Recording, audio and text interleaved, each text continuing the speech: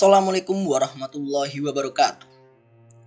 Gulat, yang dikenal sebagai salah satu olahraga tertua di dunia, memiliki sejarah yang mengesankan dan jejak yang mendalam dalam peradaban manusia.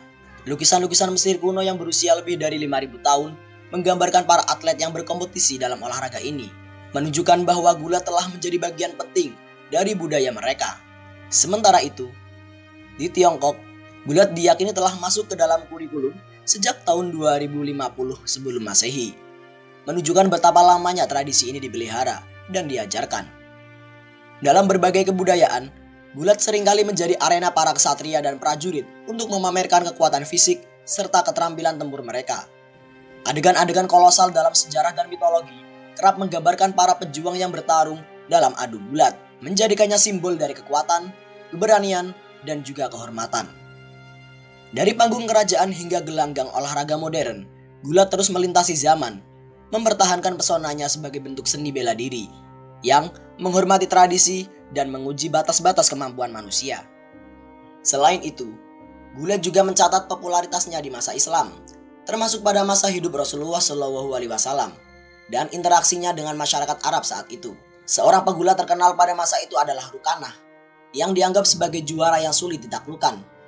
Bahkan, tidak ada yang berhasil menaklukkan Rukanah, dengan tidak ada yang mampu menempelkan perutnya ke tanah saat bergulat. Rukanah bin Abdul Yazid bin Hisham bin Abdul Muthalib bin Abdul Manaf bin Abdul Muthalibi, demikianlah nama lengkapnya. Seorang tokoh Arab yang terkenal akan kehebatannya, baik dalam kekuatan fisik maupun kecakapan dalam berkuda. Meskipun tubuhnya besar dan berotot, Rukanah tetap mampu menjalankan aktivitasnya dengan lincah di atas kuda, menunjukkan kombinasi yang jarang terjadi antara kekuatan dan juga kegesitan. Keberadaan Rukanah melekat erat pada periode awal munculnya risalah kenabian Muhammad SAW, di mana ia masih dalam keadaan kemusyrikan. Namun, terlepas dari keyakinannya pada masa itu, reputasinya sebagai seorang pegulat yang ulung tidak terkalahkan. Tidak ada lawan yang mampu mengalahkannya hingga terkapar di tanah.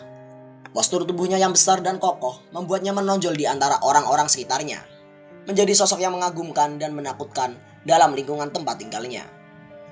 Meskipun otot-otot kekar yang dimilikinya tampaknya menjadi lambang kekuatan dan keangkeran, bahkan Rasulullah SAW tidak terhalang olehnya untuk membuka hatinya terhadap kebenaran Islam. Dalam upaya dakwahnya, Rasulullah SAW bahkan mengadakan duel gulat dengan Rukanah. Sungguh menakjubkan bagaimana Rasulullah SAW menggunakan setiap kesempatan dan sarana untuk menyampaikan pesan-pesan kebenaran kepada orang-orang di sekitarnya. Ibnu Katsir, seorang sejarawan terkemuka, mencatat peristiwa penting ini dengan menjelaskan bahwa Rukanah adalah salah satu dari sedikit orang yang pernah bergulat secara langsung dengan Nabi Muhammad. Meskipun ia dianggap sebagai salah satu pria Quraisy yang paling kuat, Rasulullah SAW berhasil mengalahkannya dalam duel gulat tersebut. Bukan sekali, namun 2 atau 3 kali ini merupakan bukti dari kehebatan dan keberkahan risalah kenabian Muhammad, yang mampu menembus bahkan ke dalam hati orang-orang yang keras dan kuat seperti Rukanah. Hidayah Islam akhirnya menghampirinya saat kota Mekah ditaklukkan, membawa cahaya kebenaran kepada hati yang tadinya tertutup oleh kegelapan kekafiran. Rukanah wafat di masa kekhalifahan Utsman, meninggalkan jejak perjalanan hidupnya yang mencerminkan perubahan diri, kekuatan fisik menuju kekuatan iman, yang akhirnya membawanya kepada ridha Allah Subhanahu wa Ta'ala. Demi Allah, aku menyadari bahwa jika engkau bergulat denganku, engkau akan mendapat pertolongan dari langit. Gulat, sebuah seni yang mencakup lebih dari sekedar fisik dan kekuatan, telah merajai sejarah sebagai salah satu olahraga tertua yang pernah ada, bahkan sejak zaman Mesir kuno yang berusia ribuan tahun. Gambar-gambar gulat dapat ditemukan menandakan kepopuleran dan keberadaannya yang telah lama. Konon, gulat telah menjadi bagian dari kurikulum pendidikan di Tiongkok sejak 2050 sebelum Masehi.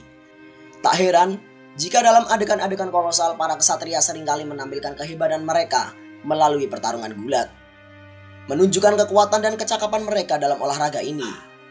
Bahkan pada masa Islam di mana Rasulullah SAW berinteraksi dengan masyarakat Arab, gulat tetap menjadi bagian penting dari budaya dan kehidupan mereka. Di tengah-tengah masa tersebut, ada satu sosok pegulat yang menjadi legenda, yang dikenal sebagai Rukanah bin Abdullah. Rukanah, pemimpin Arab yang terkenal dengan kekuatannya, bukanlah lawan yang mudah bagi siapapun. Meskipun tubuhnya besar dan kekar, kecepatan dan keluasannya dalam bergerak membuatnya sulit untuk ditaklukkan. Bahkan dalam ajaran awal Islam, ketika Rasulullah Shallallahu Alaihi Wasallam baru saja menyampaikan risalahnya, Rukanah tetap mempertahankan keyakinannya dalam kemusyrikan. Namun, kehadiran Rasulullah membawa perubahan besar bagi banyak orang, termasuk Rukanah. Dengan kedermawanannya, kelembutannya dan hikmahnya, Rasulullah berhasil memenangkan hati banyak orang, termasuk Rukanah tersebut. Akhirnya, Rukanah menjadi salah satu sahabat Nabi. Meninggalkan masa lalunya yang dipenuhi dengan kekuatan fisik semata, menuju jalan kebenaran dan cahaya Islam yang membimbingnya menuju keselamatan abadi. Rukanah bin Abdullah, sosok pegulat yang legendaris, mencuat namanya sebagai salah satu yang paling terkenal dalam dunia gulat pada zamannya. Tidak ada seorang pun yang mampu menaklukkan kehebatannya, sehingga membuatnya layak dihormati dan ditakuti oleh lawan-lawannya. Postur tubuhnya yang besar didukung oleh otot-otot kekar yang melindungi setiap gerakan dan serangannya, menjadi ciri khas yang mencolok di tengah-tengah kerumunan. Namun, meskipun kekuatannya tampak tak terbantahkan, hatinya masih terbuka untuk menerima kebenaran agama Islam. Dalam berbagai cara, Rasulullah Shallallahu Alaihi Wasallam menawarkan dakwah kepada berbagai lapisan masyarakat, termasuk melalui media olahraga. Salah satu metode pendekatannya adalah dengan berduel gulat dengan tokoh-tokoh terkenal, seperti Rukanah.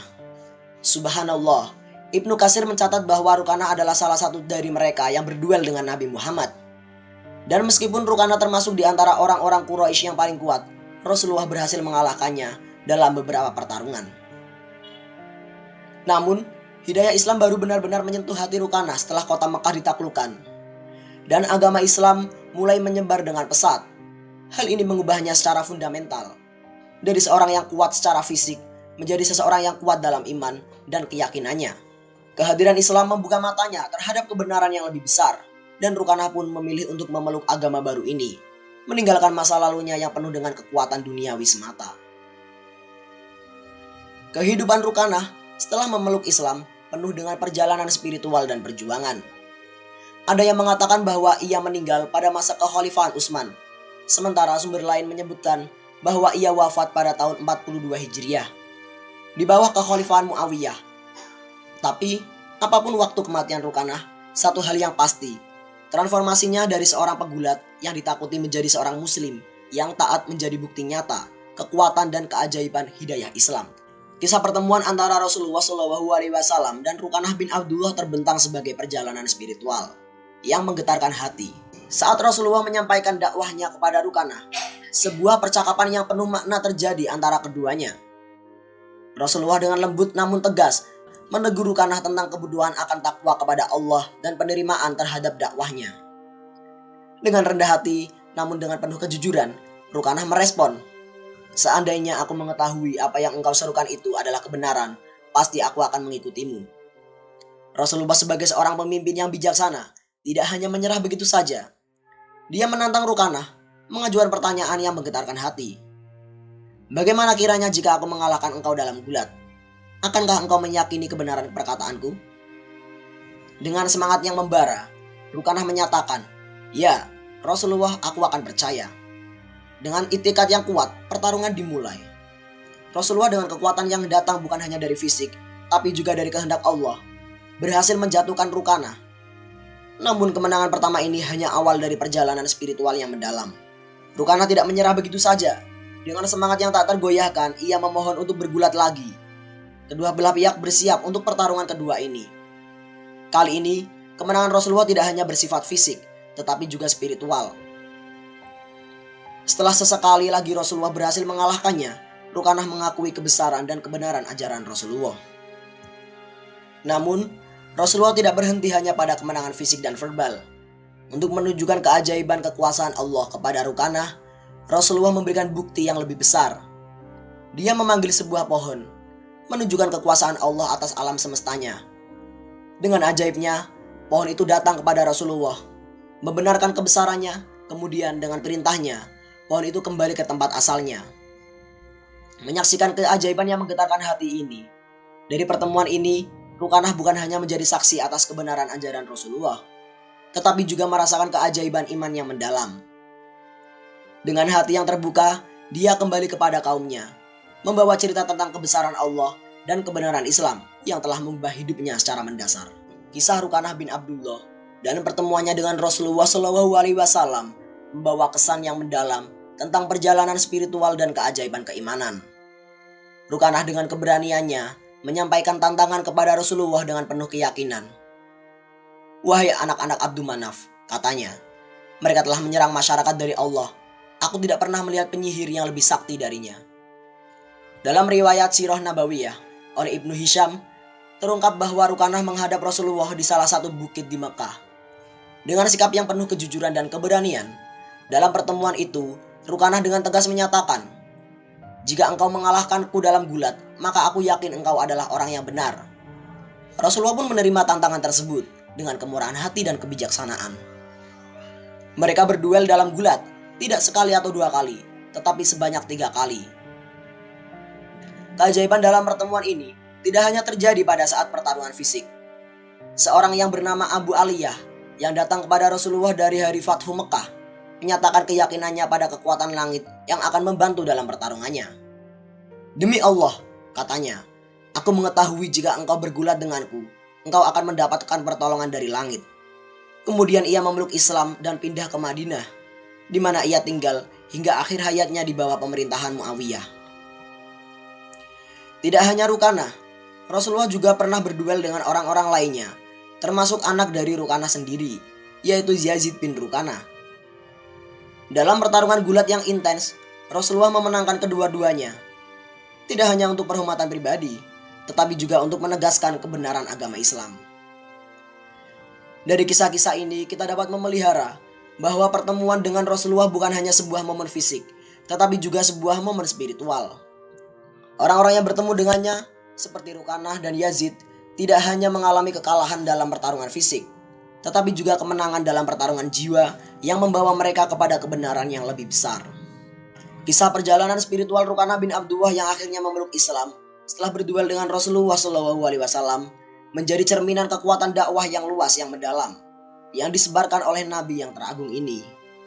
Melalui berbagai metode, Rasulullah mengajak manusia kepada kebenaran, tidak hanya melalui ceramah dan bimbingan, tetapi juga melalui contoh kehidupan yang mulia dan bahkan melalui olahraga.